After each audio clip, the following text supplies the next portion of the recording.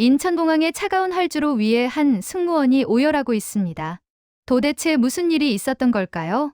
그날 밤, 하늘 위에서 한 항공기가 버려졌습니다. 유럽에서 출발한 국제선 항공기. 태평양 상공에서 갑작스러운 기체 결함이 발생했습니다. 조종실은 즉시 긴급 상황을 알리며 주변 여러 나라의 공항에 착륙을 요청했지만 돌아온 답은 모두 같았습니다. 착륙 거부합니다. 우리는 위험을 감수할 수 없습니다. 위험, 부담과 책임 문제를 이유로 모두 거절당했고 연료는 빠르게 줄어들고 있었습니다. 기내에는 300명이 넘는 승객과 승무원이 타고 있었고 선택지는 점점 사라져갔습니다. 그리고 마지막으로 한 곳에 무전을 보냈습니다. 비상 상황입니다. 착륙 허가를 요청합니다. 잠시의 침묵 끝에 무전기 너머에서 짧은 대답이 돌아왔습니다. 여기는 인천입니다. 비상 착륙 수락합니다. 그 한 문장이 300명의 운명을 바꿔 놓았습니다.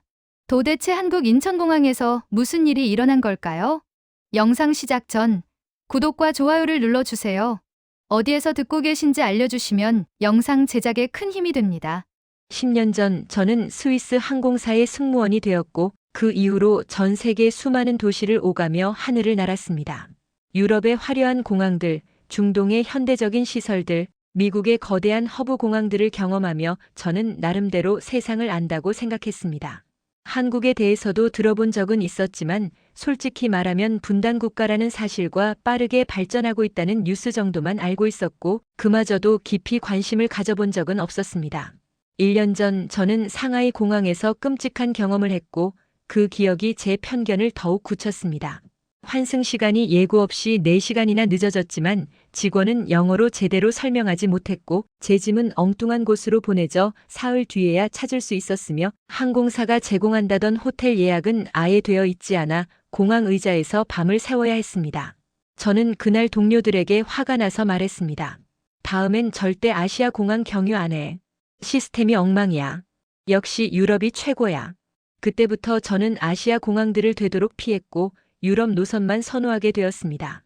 그날도 평범한 비행이 될 거라 생각했습니다.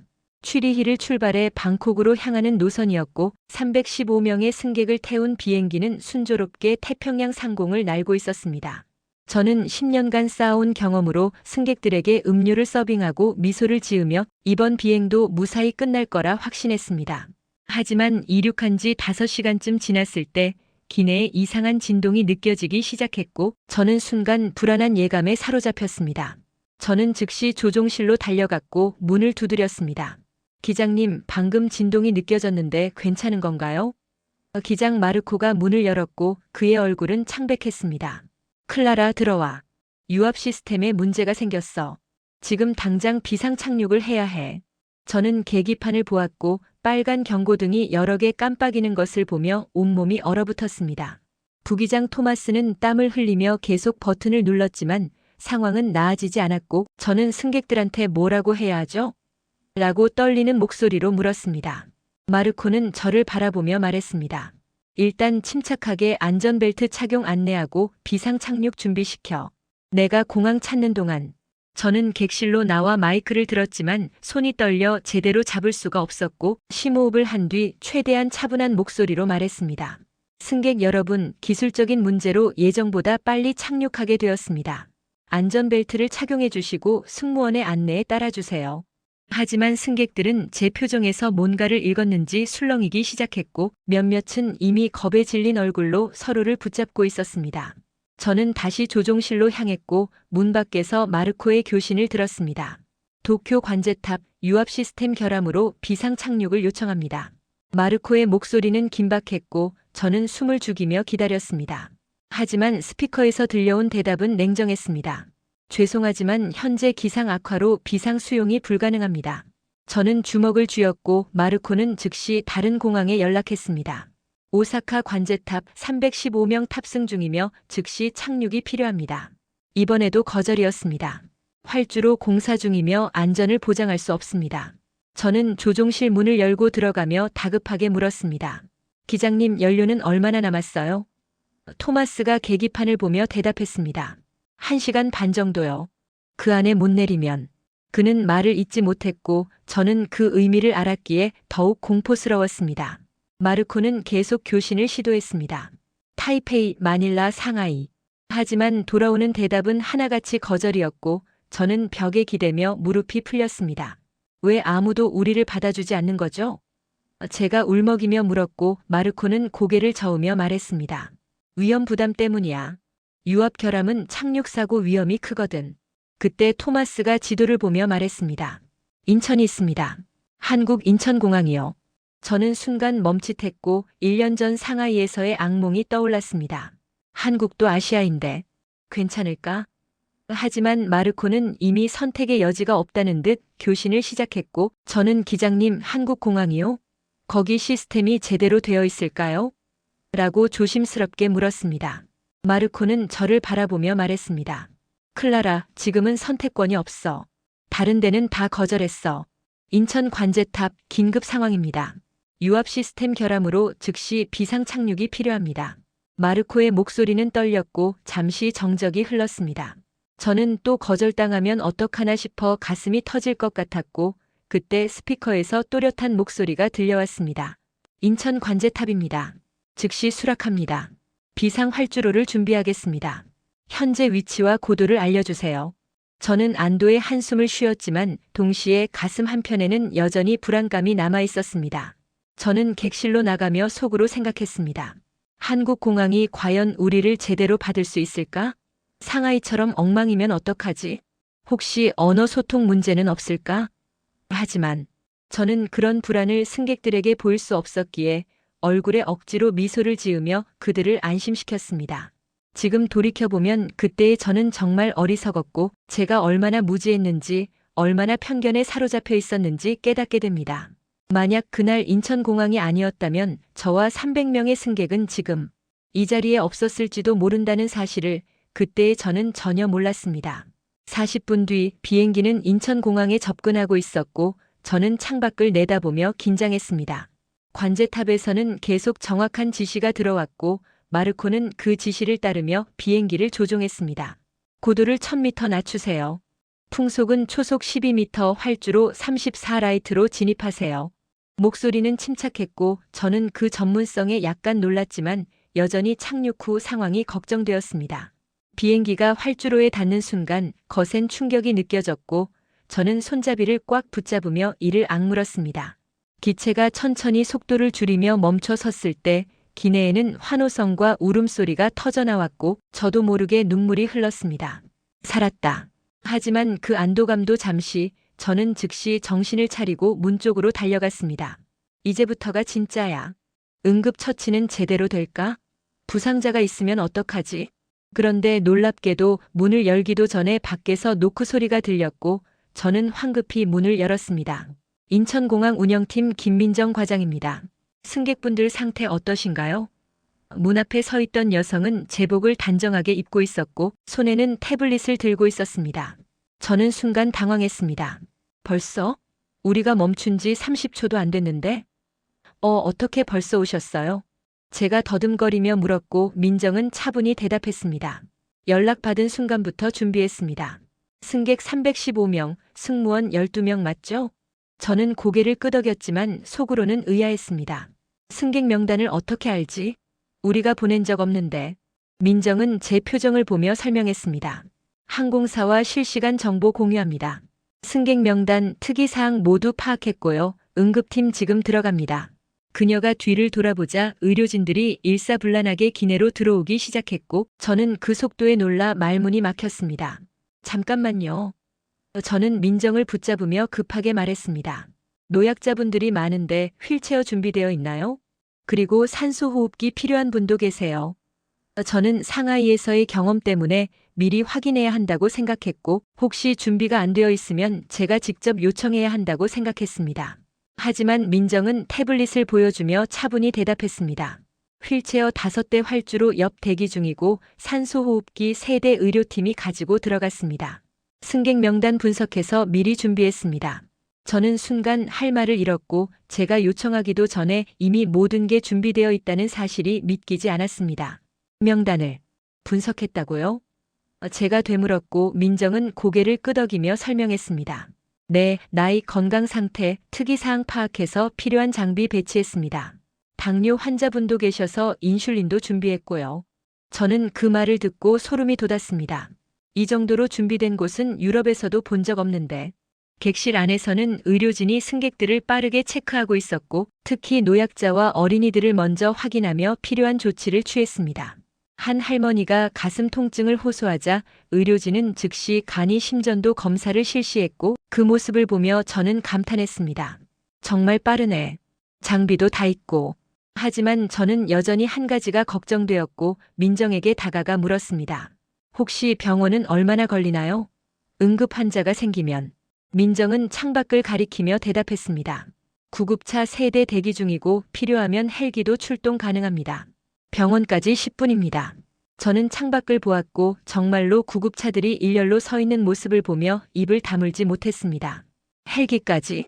이 정도면 유럽 어떤 공항보다 나은데? 하지만 저는 그 생각을 인정하고 싶지 않았고 속으로 그냥 이번에 운이 좋았겠지라고 생각하며 넘어갔습니다. 클라라 씨, 잠시 이쪽으로 오시겠어요? 민정이 저를 불렀고 저는 그녀를 따라 기내 앞쪽으로 갔습니다. 승무원분들도 충격을 받으셨을 텐데 따뜻한 차 준비했습니다. 잠시 앉아서 쉬세요. 민정은 보온병에서 차를 따라주었고 저는 그 배려에 놀랐습니다. 유럽에서는 비상 상황에서 승무원까지 챙기는 경우가 드물었기 때문입니다. 감사합니다. 근데 이것까지 준비하셨어요? 제가 물었고 민정은 미소를 지으며 대답했습니다. 당연하죠. 승무원분들도 중요합니다. 저는 따뜻한 차를 마시며 민정을 바라봤고 이 사람이 대체 어떻게 이렇게 완벽하게 준비할 수 있었는지 궁금했습니다. 민정 씨, 정말 궁금한데요. 우리가 연락한 지 40분밖에 안 됐는데 어떻게 이렇게 다 준비하셨어요?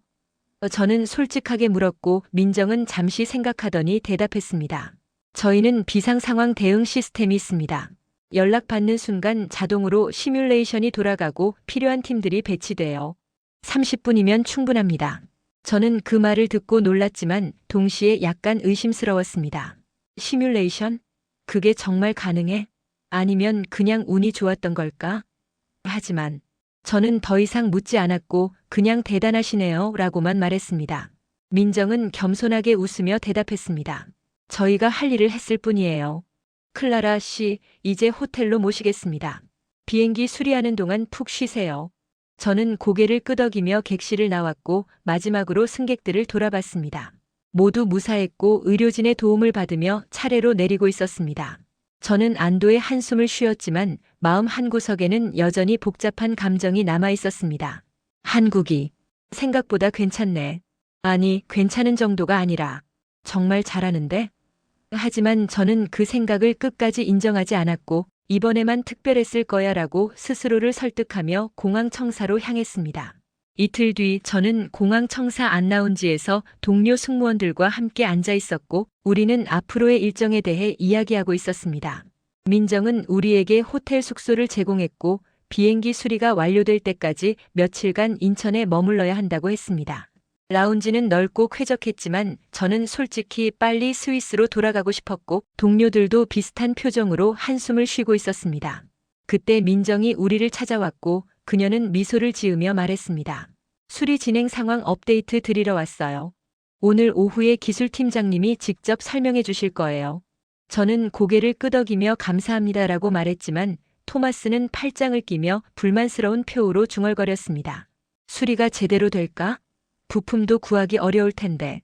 민정은 그의 말을 들었지만 아무 말 없이 미소만 지었고 저는 그 미소가 왠지 의미심장하게 느껴졌습니다. 오후가 되자 라운지에는 점점 더 많은 사람들이 모였고 우리 항공사 직원들뿐만 아니라 다른 항공사 승무원들도 있었습니다. 민정이 앞에 서서 말했습니다. 기술팀 이 팀장님께서 수리 상황을 설명해 주시겠습니다. 중년의 남자가 나타나 태블릿을 켰고 화면에는 우리 비행기의 상세한 도면이 표시되었습니다. 유압 시스템의 메인 펌프에 문제가 발생했고 보조 라인도 손상되었습니다. 부품은 이미 확보했고 수리는 이틀 안에 완료될 예정입니다. 토마스는 즉시 손을 들며 큰 목소리로 말했습니다. 이틀이요? 그건 말도 안 돼요. 유럽에서도 최소 일주일은 걸리는 부품인데. 그의 목소리는 라운지 전체에 울렸고 주변 사람들이 우리를 쳐다보기 시작했습니다. 저는 당황해서 토마스의 팔을 잡으려 했지만 그는 계속 말을 이었습니다. 솔직히 말해서 한국에서 그런 부품을 구할 수 있을까요? 유럽 제조사인데 말이죠. 혹시 대충 비슷한 걸로 때우는 건 아니죠? 라운지 안이 조용해졌고 다른 승무원들도 우리를 바라봤습니다. 민정의 표정은 여전히 침착했지만 저는 그녀의 눈에서 약간의 실망이 스치는 것을 봤습니다. 이 팀장은 토마스를 똑바로 바라보며 차분하게 대답했습니다. 저희는 제조사와 직접 협력 관계를 맺고 있고 부품은 정품으로 급송했습니다. 인증서도 모두 준비되어 있습니다. 하지만 토마스는 코웃음을 치며 말했습니다. 그래도 이틀은 너무 짧아요. 안전검사는 제대로 하실 건가요? 저는 그 순간 토마스를 말리고 싶었지만 사실 속으로는 비슷한 의심을 하고 있었기에 아무 말도 하지 못했습니다. 마르코도 난처한 표정으로 앉아 있었고 선임 승무원 소피만 조용히 고개를 저으며 토마스에게 눈짓을 보냈습니다. 하지만 토마스는 멈추지 않았고 그는 옆에 앉은 다른 항공사 승무원에게 큰 소리로 말했습니다. 당신도 이상하다고 생각하지 않아요? 이틀 만에 유압 시스템 수리한다니? 다른 승무원은 당황한 표정으로 대답했습니다. 글쎄요. 저는 하지만 토마스는 계속 자기 주장을 펼쳤습니다. 우리가 만약 프랑크푸르트나 취리히에 착륙했으면 적어도 일주일은 걸렸을 거예요. 그게 정상이죠. 이틀이라는 건 뭔가 생략하는 게 있다는 거예요. 그의 말에 몇몇 사람들이 고개를 끄덕였고 저는 점점 더 불편해졌습니다. 토마스가 너무 심한 것 같은데. 하지만 그의 말도 일리는 있어. 민정이 조용히 일어서며 말했습니다. 토마스 씨 걱정되시는 거 이해합니다. 그래서 내일 오전에 수리 현장을 직접 보여드리겠습니다. 작업 과정과 부품 인증서 모두 확인하실 수 있습니다. 하지만 토마스는 여전히 불만스러운 표정이었고 그는 민정을 똑바로 바라보며 말했습니다. 솔직히 말씀드리면 저는 한국 기술을 믿기 어렵습니다. 죄송하지만 유럽이 항공기술에서는 훨씬 앞서 있잖아요. 당신들이 아무리 노력해도. 토마스. 소피가 그를 가로막으며 일어섰고 그녀는 민정에게 고개를 숙이며 말했습니다. 죄송합니다. 우리가 너무 예민해져서. 하지만 민정은 손을 들어 그녀를 제지하며 말했습니다. 괜찮아요. 모르시니까 걱정되는 거죠. 내일 직접 보시면 이해하실 겁니다. 그녀의 목소리는 여전히 차분했지만 저는 그녀가 상처받았다는 것을 느낄 수 있었고 그 순간 저는 제 자신이 부끄러웠습니다. 왜 우리는 한국을 이렇게 무시하는 걸까? 회의가 끝나고 우리는 라운지를 나왔지만 토마스는 여전히 투덜거렸습니다. 내 말이 틀렸어? 이틀 만에 수리한다는 게 말이 돼? 마르코는 한숨을 쉬며 대답했습니다. 그래도 공개적으로 저렇게 말하는 건 좀. 하지만 토마스는 어깨를 으쓱이며 말했습니다. 사실을 말한 거잖아. 한국이 유럽만큼 기술이 있을 것 같아? 솔직해지자고. 저는 그들의 대화를 들으며 복잡한 심정이었습니다. 솔직히 말하면 저도 토마스와 비슷한 생각을 하고 있었고 이틀 만에 수리가 가능하다는 게 믿기지 않았습니다. 하지만 동시에 지금까지 인천공항이 보여준 모습은 제 예상을 뛰어넘었고 혹시 우리가 한국을 너무 과소평가하는 건 아닐까 하는 의문도 들었습니다. 내일 수리 현장을 보면 알겠지. 만약 정말로 완벽하게 한다면. 그럼 우리가 틀렸다는 거잖아. 그날 저녁 저는 호텔 방에서 창밖을 바라보며 민정의 표정을 떠올렸습니다. 그녀는 토마스의 무례한 말에도 화를 내지 않았고 오히려 침착하게 대응했습니다. 그 모습이 오히려 더 인상적이었고 저는 문득 궁금해졌습니다. 한국 사람들은 왜 저렇게 침착할까? 혹시 정말로 자신감이 있는 걸까? 하지만 저는 그 생각을 곧 떨쳐냈고 내일 보면 알겠지라고 생각하며 잠자리에 들었습니다. 하지만 잠은 쉽게 오지 않았고 저는 계속 민정의 미소와 토마스의 비웃음을 번갈아 떠올리며 밤을 보냈습니다. 이틀 뒤 저는 민정으로부터 연락을 받았고 비행기 수리가 완료되었으니 최종 점검에 참석해달라는 요청이었습니다. 저는 마르코, 토마스와 함께 경납고로 향했고 우리 비행기가 서 있는 모습을 보며 긴장했습니다. 토마스는 여전히 회의적인 표정으로 말했습니다. 이틀 만에 정말 다 고쳤을까? 유럽에서도 일주일은 걸리는데. 마르코도 고개를 끄덕이며 동의했고 저 역시 속으로 같은 생각을 하고 있었습니다. 경납고 안에는 이미 기술팀이 대기하고 있었고 이 팀장이 우리를 맞이하며 상세한 보고서를 건넸습니다. 메인 펌프와 보조 라인 모두 교체 완료했고 전체 유압 시스템을 재점검했습니다. 시험 가동 결과도 모두 정상입니다. 그는 태블릿을 보여주며 각종 데이터를 설명했고 저는 그 화면을 보며 놀라지 않을 수 없었습니다. 모든 수치가 정상 범위 안에 있었고 심지어 몇몇 항목은 새 비행기 수준이었습니다. 토마스는 보고서를 받아들고 꼼꼼히 읽었지만 여전히 의심스러운 표정이었습니다. 이 부품들은 정품인가요? 어디서 구했죠? 그의 질문은 무례하게 들릴 수도 있었지만 이 팀장은 전혀 기분 나쁜 기색 없이 대답했습니다. 제조사로부터 직접 공수했고 인증서도 여기 있습니다. 그는 서류를 꺼내 보여줬고 토마스는 그것을 확인한 뒤 아무 말도 하지 못했습니다. 마르코가 조심스럽게 물었습니다. 시험 비행은 했나요? 이 팀장은 고개를 끄덕이며 대답했습니다. 당연합니다. 어제 오후에 무부하 상태로 시험 비행을 완료했고 모든 시스템이 정상 작동했습니다. 영상 기록도 있으니 확인하시겠습니까? 마르코는 놀란 표정으로 고개를 끄덕였고 이 팀장은 태블릿에서 영상을 재생했습니다. 화면에는 우리 비행기가 활주로를 달리고 이륙하는 모습이 선명하게 담겨 있었고 계기판의 모든 수치가 실시간으로 표시되었습니다. 저는 그 영상을 보며 입을 다물지 못했고 토마스조차 할 말을 잃은 듯 조용히 화면을 응시했습니다. 이 정도면 문제 없겠네요. 마르코가 작게 중얼거렸고 이 팀장은 미소를 지으며 말했습니다. 저희는 안전을 최우선으로 합니다. 조금이라도 의심스러운 부분이 있으면 절대 승인하지 않습니다. 저는 그 순간 가슴이 뜨거워지는 것을 느꼈고 지금까지 한국을 의심했던 제 자신이 부끄러워졌습니다. 이틀 만에 이 정도 수리를 완벽하게 해낸 것은 분명 예외적인 일이었고 저는 속으로 인정하지 않을 수 없었습니다. 유럽에서도 이렇게 빠르고 정확하게 하기는 어려웠을 거야. 하지만 저는 그 생각을 입 밖으로 꺼내지 않았고 그냥 고개를 끄덕이며 감사 인사를 했습니다. 점검이 끝나고 우리는 경납고를 나왔고 토마스는 여전히 믿기지 않는다는 표정으로 말했습니다. 정말 놀랍네. 이렇게 빨리 할 줄은 몰랐어. 마르코도 동의하며 대답했습니다. 그러게. 솔직히 일주일은 걸릴 줄 알았는데. 저는 그들의 대화를 들으며 복잡한 심경이었고 한편으로는 안도감이 들었지만 다른 한편으로는 왠지 모를 불편함이 남아 있었습니다. 그날 밤 저는 혼자 호텔방에 앉아 그동안의 일들을 떠올렸습니다. 비상 착륙 때 민정이 너무 빨리 나타났던 것, 응급팀이 이미 대기하고 있었던 것, 부품을 미리 확보했던 것, 그리고 이틀 만에 완벽한 수리를 해낸 것, 모든 게 너무 계획적이고 정확했습니다. 저는 소피의 말이 떠올랐고 시스템이 있는 것 같다던 그녀의 말이 다시 귓가에 맴돌았습니다. 혹시 한국이 우리가 생각하는 것보다 훨씬 더 준비된 나라인 걸까? 저는 창밖의 인천 야경을 바라보며 그런 생각을 했지만 곧 고개를 저었습니다. 아니야, 그냥 우연이야. 우리가 운이 좋았던 거지.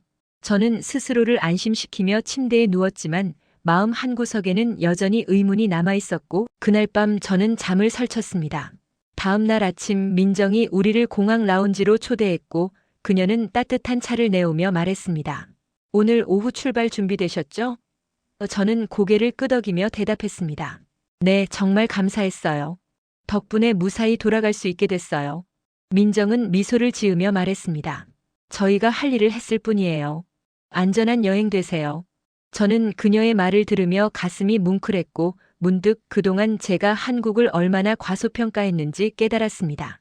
하지만 저는 여전히 그 감정을 완전히 받아들이지 못했고 그냥 네, 정말 고마워요라고만 대답했습니다. 민정은 저를 따뜻하게 바라보며 말했습니다. 다음에 또 오세요. 그때는 좀 더 편안한 마음으로 한국을 보실 수 있을 거예요.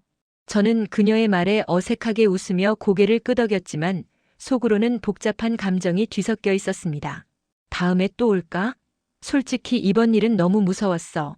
하지만 동시에 한국에서의 경험이 제 생각보다 나쁘지 않았다는 것도 인정할 수 없었고 저는 그냥 모호한 미소만 지으며 그 자리를 떠났습니다. 한 달이 지났고 저는 다시 평범한 비행 일정으로 돌아갔습니다. 인천에서의 일은 점차 기억 속으로 사라지는 듯 했지만 가끔 동료들과 그 이야기를 할 때면 여전히 묘한 감정이 들었습니다. 토마스는 그래도 운이 좋았던 거야라고 말했고 마르코는 다음엔 유럽 공항에 착륙하는 게 낫겠어라고 했지만 저는 그들의 말에 완전히 동의하지 못했고 뭔가 석연치 않은 기분이 계속 남아 있었습니다. 그러던 어느 날 저는 쉬는 날 집에서 뉴스를 보고 있었고 갑자기 화면에 익숙한 장면이 나타났습니다. 인천공항 긴급 의료 이송 30분 만에 완료. 생명 구한 골든타임 시스템 제목이 눈에 들어왔고 저는 소파에서 몸을 일으켜 화면에 집중했습니다. 리포터가 인천공항 관제센터 앞에 서서 설명하고 있었고 그녀의 목소리는 흥분되어 있었습니다. 국제선 항공기에서 심장마비 환자가 발생했지만 인천공항은 착륙 30분 전부터 응급팀을 배치하고 헬기까지 대기시켜 환자를 병원으로 이송했습니다. 다른 나라 공항이었다면 최소 1시간은 걸렸을 상황이지만 인천공항의 시스템 덕분에 환자는 무사히 수술을 받았고 생명을 구했습니다. 저는 화면을 보며 숨이 멎는 것 같았고 문득 한 달 전 제가 겪었던 일이 떠올랐습니다. 30분 전부터 준비. 저는 그 말을 반복하며 생각에 잠겼고 우리가 착륙했을 때도 민정이 이미 문 앞에 와 있었던 것, 응급팀이 대기하고 있었던 것, 모든 게 너무 빨랐던 것이 갑자기 이해되기 시작했습니다. 혹시 우리 때도 미리 준비했던 걸까? 저는 휴대폰을 꺼내 당시 상황을 떠올렸고 우리가 인천에 연락한 시간과 착륙 시간을 계산해 보니 약 40분 정도였습니다. 40분 안에 저렇게 완벽하게 준비한다는 게 가능해? 저는 믿기지 않았지만 뉴스는 계속 이어졌고 인천공항 관계자가 인터뷰하는 모습이 나왔습니다. 저희는 비상 상황이 발생하면 즉시 시뮬레이션을 돌리고 모든 시나리오에 대비합니다. 30분이면 충분히 준비할 수 있습니다. 그의 말을 들으며 저는 온몸에 소름이 돋았고 제가 그동안 한국을 얼마나 무시했는지 깨닫기 시작했습니다. 저는 급히 소피에게 전화를 걸었고 그녀는 졸린 목소리로 받았습니다. 클라라? 무슨 일이야? 저는 다급하게 말했습니다. 소피, 지금 뉴스 봐. 인천공항 이야기가 나와. 소피는 잠시 침묵하다가 대답했습니다. 뭐? 무슨 뉴스? 저는 뉴스 링크를 그녀에게 보내며 말했습니다. 우리 때도 미리 준비했던 것 같아. 30분 만에 모든 걸 준비한대. 소피는 뉴스를 본 뒤 한숨을 쉬며 말했습니다. 세상에. 그럼 우리가 의심했던 게 다 괜한 거였네. 저는 고개를 끄덕이며 대답했습니다. 응, 나 진짜 부끄러워. 우리가 한국을 너무 무시했던 것 같아. 소피는 잠시 말이 없다가 조용히 말했습니다.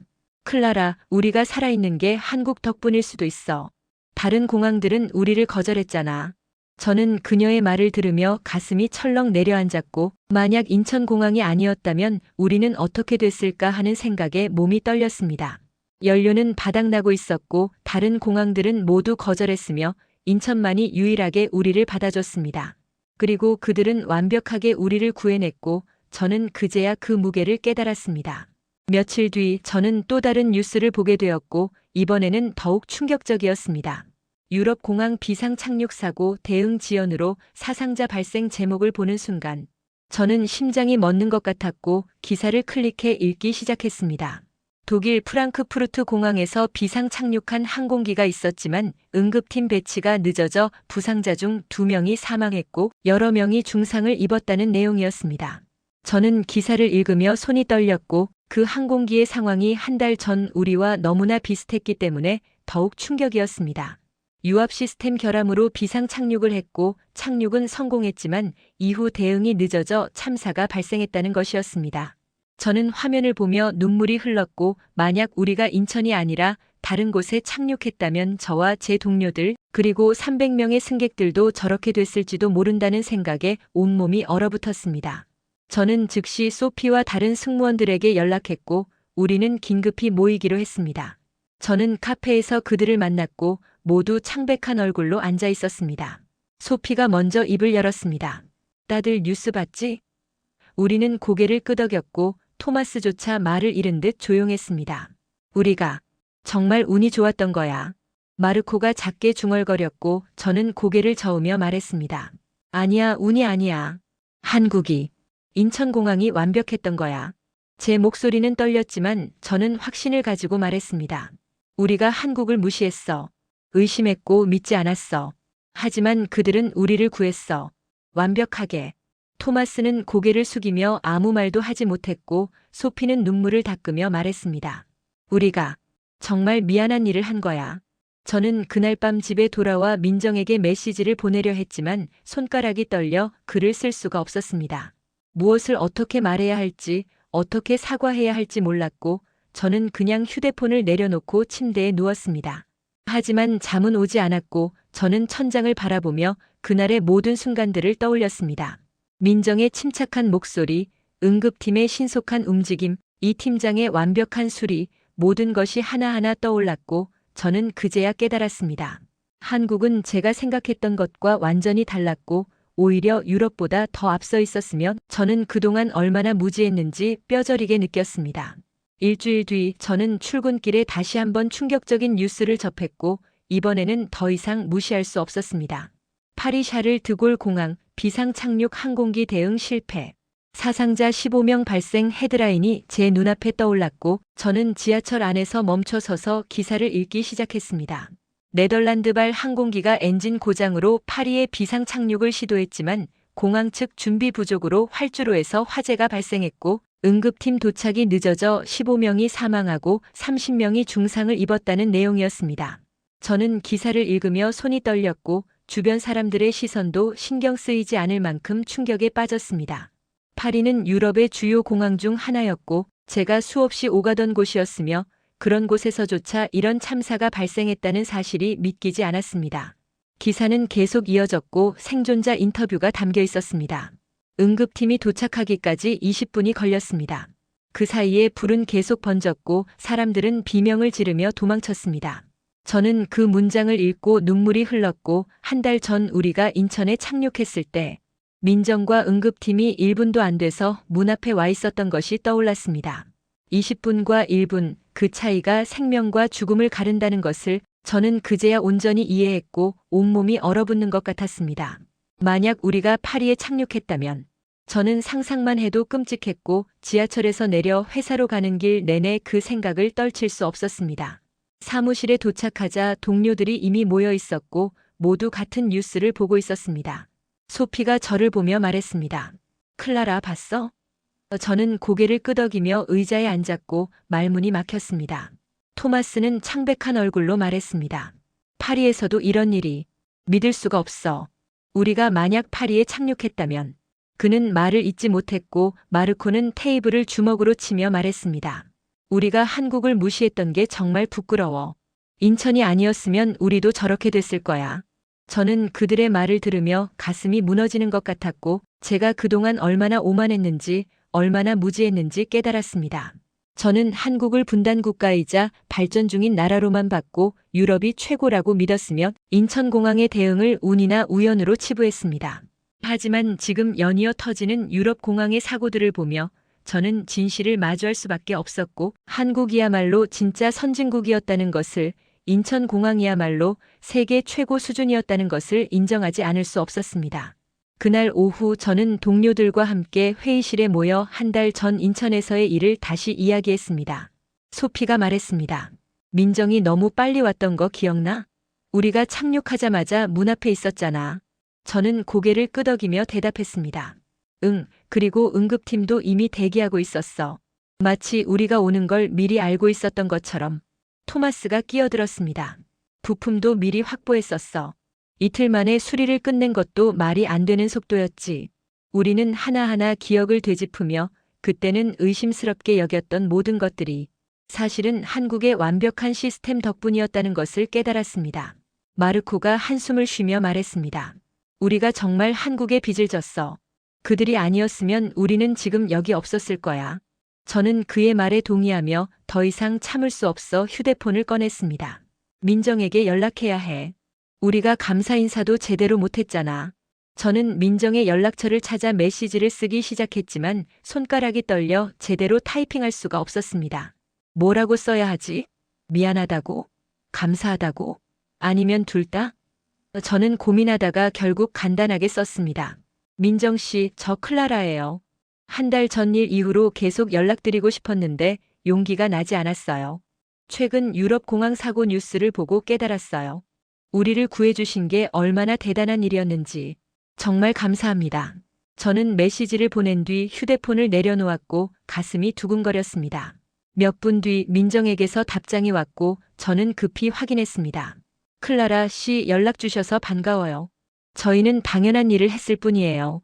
하지만 클라라 씨가 무사하다니 정말 다행입니다. 혹시 시간 되시면 인천에 한번 놀러 오세요. 이번엔 편안한 마음으로 한국을 보실 수 있을 거예요.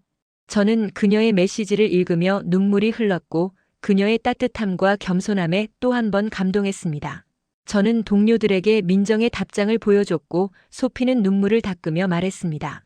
우리 정말 한국에 가야 해. 제대로 감사 인사를 드려야 해. 토마스도 고개를 끄덕이며 말했습니다. 맞아. 그리고 다른 승무원들에게도 알려야 해.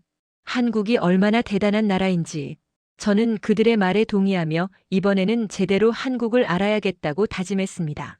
이틀 뒤 저는 소피, 마르코, 토마스와 함께 카페에 모였고 우리는 인천공항에 다시 가기로 결정했습니다.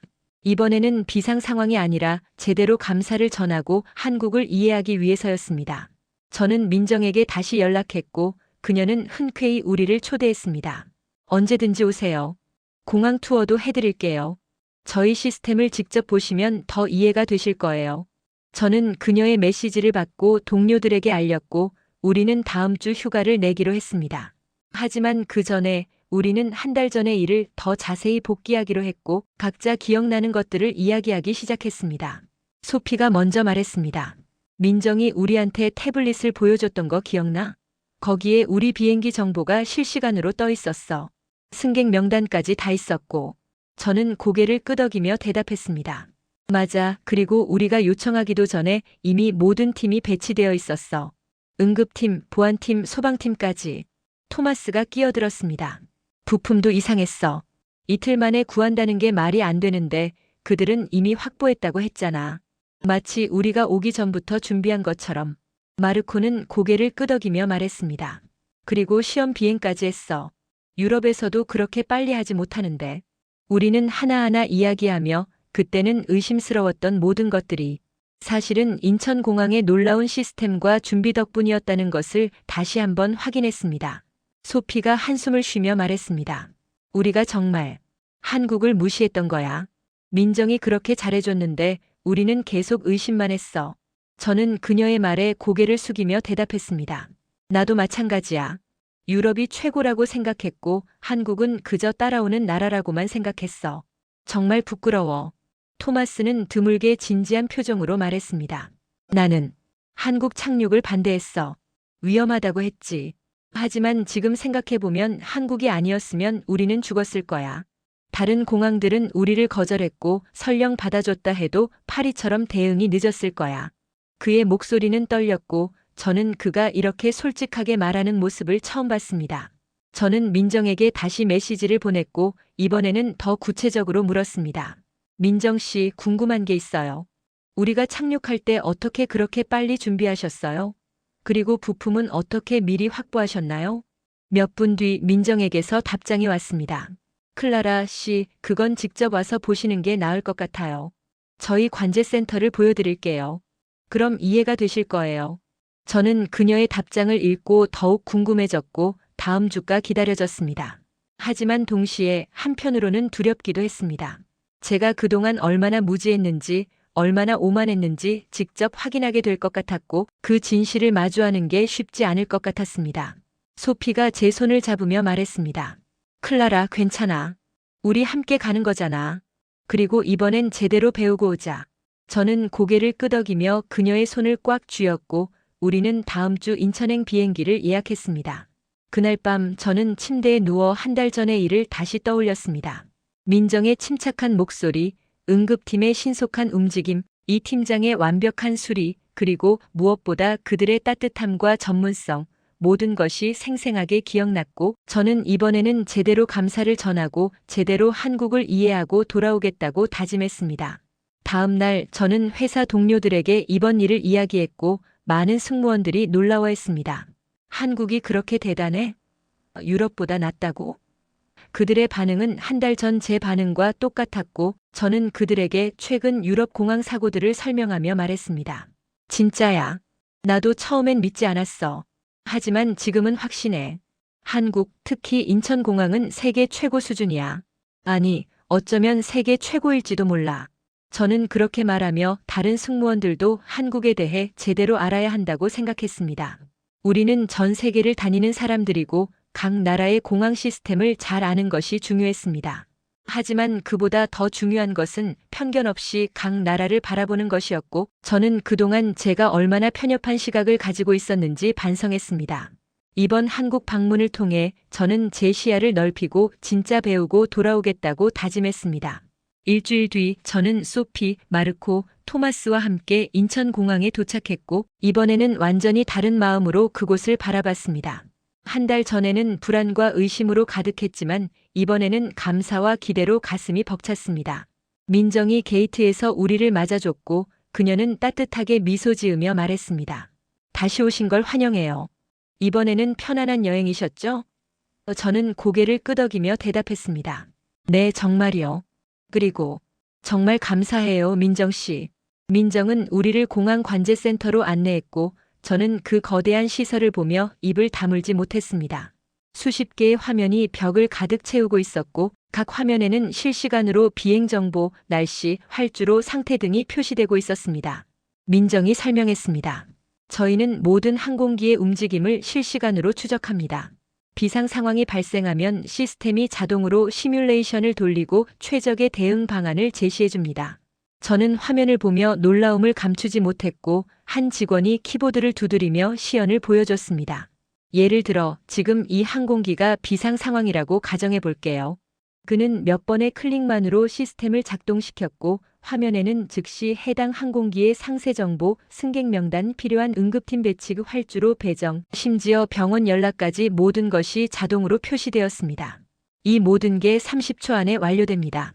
저는 그 말을 듣고 숨이 멎는 것 같았고 한 달 전 우리가 인천에 연락했을 때 민정이 어떻게 그렇게 빨리 준비할 수 있었는지 이해가 되었습니다. 소피가 물었습니다. 그럼 우리 때도 이렇게? 민정은 고개를 끄덕이며 대답했습니다. 네, 클라라 씨 일행이 연락 주신 순간부터 시스템이 작동했고 저희는 40분 동안 모든 시나리오를 준비했습니다. 승객 명단도 분석했고 특별히 주의가 필요한 분들도 파악했죠. 토마스가 놀라며 물었습니다. 승객 명단을 분석한다고요? 그게 가능한가요? 민정은 미소를 지으며 대답했습니다. 네, 저희는 각 항공사와 협력해 승객 정보를 공유받습니다. 물론 개인정보 보호는 철저히 하지만 비상 상황에서는 의료 기록이 생명을 구할 수 있거든요. 실제로 클라라 씨 일행 중 한 분이 당뇨가 있으셨는데 저희는 미리 인슐린을 준비해뒀었습니다. 저는 그 말을 듣고 전율이 흘렀고 그때 응급팀이 왜 그렇게 완벽하게 대응할 수 있었는지 깨달았습니다. 모든 것이 우연이 아니라 철저한 준비와 시스템 덕분이었고 저는 그동안 그것을 운으로 치부했던 제 자신이 너무나 부끄러웠습니다. 마르코가 조심스럽게 물었습니다. 그런데 왜 이렇게까지 완벽한 시스템을 만드신 건가요? 엄청난 비용이 들었을 텐데. 민정의 표정이 잠시 어두워졌고 그녀는 숨을 깊이 들이쉬며 말했습니다. 10년 전에 비슷한 사고가 있었습니다. 비상 착륙한 항공기가 있었는데 저희 대응이 늦었고 3명이 사망했습니다. 저는 그녀의 말을 듣고 가슴이 철렁 내려앉았습니다. 그 이후로 저희는 다짐했습니다. 다시는 그런 일이 없도록 전 세계 어떤 공항보다 완벽한 시스템을 만들겠다고. 그래서 10년 동안 이 시스템을 구축했고 매달 실전 훈련을 합니다. 저는 민정의 말을 들으며 눈물이 흘렀고 한국이 왜 이렇게까지 완벽한 시스템을 만들었는지, 왜 그들이 우리를 그렇게 완벽하게 구해낼 수 있었는지 이해했습니다. 그들은 단순히 기술이나 돈 때문이 아니라 생명을 지키겠다는 간절한 마음 때문에 이 모든 것을 만들었고 저는 그 마음에 깊이 감동했습니다. 역시 한국은 달라요. 제가 떨리는 목소리로 말했고 민정은 겸손하게 미소를 지었습니다. 민정은 우리를 다른 구역으로 안내했고 거기에는 응급훈련 시설이 있었습니다. 저희는 매달 실제와 똑같은 상황을 만들어 훈련합니다. 모든 직원이 참여하고 실수를 분석하며 개선합니다. 저는 그 시설을 보며 감탄했고 이 정도로 철저하게 준비하는 곳이 또 있을까 싶었습니다. 소피가 물었습니다. 다른 나라 공항도 이렇게 하나요? 민정은 고개를 저으며 대답했습니다. 아니요, 대부분은 1년에 한두 번 정도 훈련하고 실전과는 다른 형식으로 합니다. 하지만 저희는 매달 실전처럼 합니다. 저는 그 말을 듣고 왜 유럽 공항들에서 사고가 연이어 발생했는지 이해했습니다. 그들은 준비가 부족했고 시스템이 완벽하지 않았으며 한국만큼 간절하지 않았습니다. 토마스가 말했습니다. 저희가 정말 한국을 무시했습니다. 처음에 착륙할 때 두려웠고 한국 기술을 의심했습니다. 정말 죄송합니다. 그의 목소리는 떨렸고 민정은 그의 어깨를 가볍게 두드리며 말했습니다. 괜찮아요. 모르셨으니까요. 중요한 건 지금 이렇게 이해해 주시는 거예요. 민정은 마지막으로 우리를 한 방으로 안내했고 거기에는 10년 전 사고 희생자들의 사진이 걸려 있었습니다. 이분들 덕분에 저희가 지금의 시스템을 만들 수 있었습니다. 저희는 이분들을 절대 잊지 않고 매일 이 앞을 지나며 다짐합니다. 다시는 이런 일이 없도록. 저는 그 사진들을 보며 더 이상 참을 수 없어 무릎을 꿇고 울었습니다. 한국이 얼마나 큰 아픔을 겪었는지, 그 아픔을 어떻게 극복하고 세계 최고의 시스템을 만들었는지, 그리고 그 시스템이 저와 300명의 생명을 구했다는 것을 저는 온몸으로 느꼈습니다. 감사합니다. 정말 감사합니다. 저는 계속 그 말만 반복했고 소피와 마르코, 토마스도 모두 눈물을 흘리며 민정에게 고개를 숙였습니다. 민정은 우리를 일으켜 세우며 말했습니다. 고맙다는 말씀은 저희가 해야죠. 클라라 씨 일행이 무사해서 그리고 이렇게 다시 찾아와 주셔서 정말 기쁩니다. 이게 바로 저희가 이 일을 하는 이유예요. 저는 그녀를 꼭 안으며 말했습니다. 저는 앞으로 모든 사람에게 한국을 알릴 거예요. 진짜 선진국이 뭔지, 진짜 시스템이 뭔지 알려줄 거예요. 사흘 뒤 저는 인천공항을 떠나기 전 민정과 마지막 인사를 나눴고 그녀는 저에게 작은 선물을 건넸습니다. 이거 받으세요. 인천공항 배지예요. 언제든 다시 오고 싶으시면 연락주세요. 저는 그 배지를 받아들고 눈물을 참으며 말했습니다. 꼭 다시 올게요. 이번엔 여행으로 편안한 마음으로. 민정은 따뜻하게 웃으며 대답했습니다. 기다릴게요. 클라라 씨 안전한 여행 되세요. 비행기에 앉아 창밖을 바라보며 저는 지난 한 달을 돌이켜봤습니다. 처음 인천에 비상 착륙했을 때의 불안과 의심 그리고 지금의 감사와 존경, 그 사이에 얼마나 많은 것이 변했는지 느껴졌습니다. 저는 더 이상 한국을 분단 국가나 발전 중인 나라로 보지 않았고 오히려 유럽보다 더 앞선 진짜 선진국으로 보게 되었습니다. 소피가 제 옆에 앉아 말했습니다. 클라라, 우리 정말 많이 배웠어. 이번 일은 평생 잊지 못할 거야. 저는 고개를 끄덕이며 대답했습니다. 응, 나도. 그리고 이제 우리가 할 일은 다른 사람들에게도 이걸 알리는 거야. 한국이 얼마나 대단한지, 인천공항이 얼마나 완벽한지. 마르코가 뒤에서 끼어들었습니다. 맞아, 나는 후배 조종사들에게 꼭 말할 거야. 비상 상황에서 인천공항만큼 믿을 수 있는 곳은 없다고. 토마스도 동의하며 말했습니다. 나도 마찬가지야. 처음에 한국을 의심했던 게 정말 부끄러워. 이제는 자신 있게 말할 수 있어. 한국은 세계 최고야. 스위스로 돌아온 뒤 저는 회사에서 특별 세미나를 열어달라고 요청했고 많은 승무원들이 모였습니다. 저는 그들 앞에서 지난 한 달간의 일을 자세히 이야기했고 인천공항의 시스템과 한국의 정신에 대해 설명했습니다. 저는 처음에 한국을 몰랐습니다. 아니, 무시했습니다. 하지만 지금은 확신합니다. 한국, 특히 인천공항은 전 세계에서 가장 안전하고 완벽한 곳입니다. 다른 나라에선 상상도 못할 시스템을 갖추고 있고 생명을 지키겠다는 간절한 마음이 있습니다. 한 후배 승무원이 손을 들고 물었습니다. 그럼 유럽보다 낫다는 건가요? 저는 주저없이 대답했습니다. 네, 단언컨대 그렇습니다. 최근 유럽 공항들의 사고를 보세요. 파리, 프랑크푸르트 모두 대응이 늦어 사상자가 발생했습니다. 하지만 인천은 달랐습니다.